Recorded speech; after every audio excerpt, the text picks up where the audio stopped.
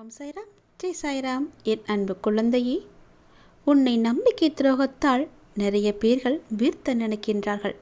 நீ யார் மீது நம்பிக்கை வைத்திருந்தாயோ அவர்கள் உனக்கு துரோகத்தை இழுத்து கொண்டிருக்கின்றார்கள். அது இப்போது வெளியே வரவில்லை. ஆனால் எனக்கு தெரியும். நானும் பல முறை அவர்களை தடுத்து நிறுத்தியிருக்கின்றேன். அவர்களிடமிருந்து உன்னை காப்பாற்றியும் இருக்கின்றேன். நீ நம்பியவர்கள்தான், உன்னுடன் இருப்பவர்கள்தான், உன்னை சுற்றியுள்ளவர்கள்தான். நீ யார் மீது அதிக நம்பிக்கை வைத்திருக்கின்றாயோ அவர்கள்தான். உன் நம்பிக்கை துரோகத்தால் உன்னை வீழ்த்தி உன்னிடம் உள்ளதை அவர்கள் அபகரிக்க நினைக்கின்றார்கள். அந்த நபரை நினைத்து உன் மன நிம்மதியை நீ இழக்காதே. அதற்கான கரும வினையை அவர் நிச்சயம் அனுபவிப்பார். உன்னுடைய மனமானது மிகவும் தூய்மையானது, கள்ளம் கபடமற்றது, யாருக்கும் எந்த தீங்கும் நினைக்காதது உன்னுடைய மனம். எல்லோரும் நன்றாக இருக்க வேண்டும் என்று ஆசைப்படும் உன்னுடைய மனம். அப்படி இருக்கும் உன் மனதிற்கு நான் எந்த கெட்டதையும் அனுமதிக்க மாட்டேன். யாருடைய துரோகத்தையும் உனக்கு நடக்க நான் அனுமதிக்க மாட்டேன்.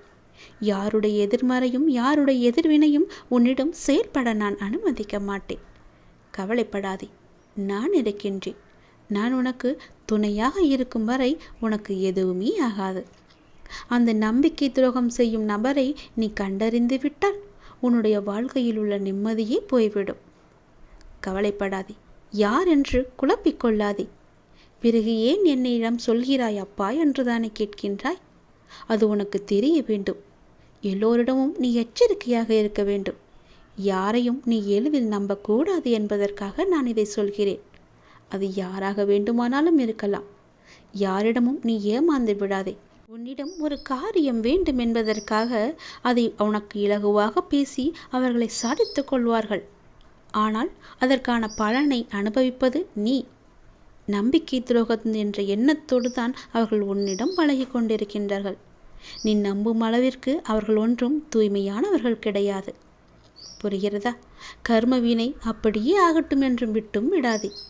இப்போது அதை உனக்கு சொல்லி உன் கர்ம வினையை குறைப்பதற்காக, கர்ம வினையை நீ அனுபவிக்க கூடாது என்பதற்காக நான் வந்திருக்கின்றேன். இதை நீ சர்வ சாதாரணமாக எண்ணி விடாதே. நான் சொல்வதை இப்போதே நீ சுதாரித்து கொண்டால் உன் வாழ்க்கையில் நீ நன்றாக இருக்கலாம். யாரையும் எப்போதும் எளிதில் நம்பக்கூடாது. இறைவனின் மட்டுமே நம்பு. அவர் மட்டுமே தூய்மையான மனம் படைத்தவர். இறைவன் யாருக்கும் எந்த கெடுதலையும் செய்ய மாட்டார். முழுமையாக நம்பும் பக்தனை அவர் எப்போதும் கைவிடவும் மாட்டார், ஏமாற்றவும் மாட்டார். நம்பு, எல்லோரையும் நம்பு என்று சொல்லவில்லை. உனக்கு உண்மையானவர்களை தேடி கண்டுபிடி. இறைவனை நம்பு. நல்லது உனக்கு நடந்து கொண்டே இருக்கும்.